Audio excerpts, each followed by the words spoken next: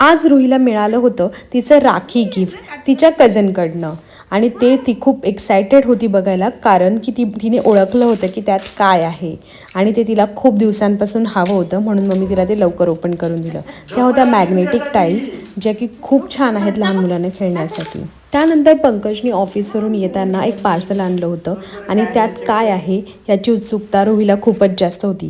तिने ते ओपन केलं तर त्यात होती चीज केक आणि ते पाहून तर ती खूपच खुश झाली. कधी एकदा खाईल असं तिला झालं होतं, म्हणून ती थोडं पण वाट बघत नव्हती आणि तिने लगेच बोटाने चाटून घ्यायला सुरुवात केली. ते खाऊन पण तिला इतकी मज्जा आली की तिच्या चेहऱ्यावरती दिसतीच आहे.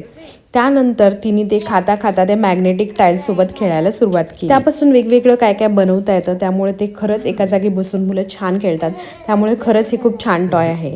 त्यानंतर मात्र तिने तिच्या ॲनिमल्सला आणलं आणि त्यांना ही चीज केक खाऊ घालत होती. आजकाल ती जे करेल ते सगळं तिच्या सॉफ्ट टॉयज आणि तिच्या त्या ॲनिमल्सला ती करून घेते.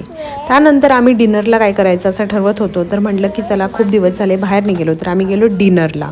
तर रुही माझ्यासोबत मी जसं ऑर्डर देत होती तसंच ती ॲक्टिंग करत होती. त्यानंतर त्यांनी तिथं दिला रुहीला एक बलून खेळायला, तर ती मस्त खेळत बसली होती. तिच्यासाठी म्हणून आम्ही ऑर्डर केलेलं मंचा सूप आणि मी ते तिला तसंच देत होते, तर तिचं असं होतं की ते फ्राईड नूडल्स त्यात ॲड करूनच दे.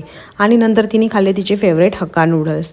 म्हटलं की चला गणपती जवळ आल्यात आणि बऱ्यापैकी स्टॉल सगळीकडे लागलेत, तर आपण एक फेरी मारून येऊ, म्हणजे बघू काय काय आलेत गणपती. तर आम्ही असं गेलो, तर रुहीला इतका आनंद झाला की ती प्रत्येक स्टॉलच्या म्हणजे प्रत्येक गणपतीजवळ जाऊन पाया पडत होती.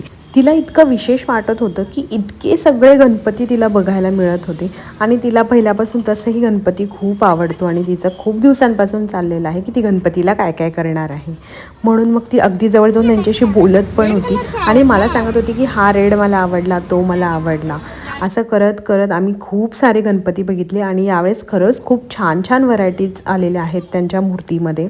सो रुहीला आम्ही कसंबसं बाहेर काढलं आणि मग आलो आम्ही घरी.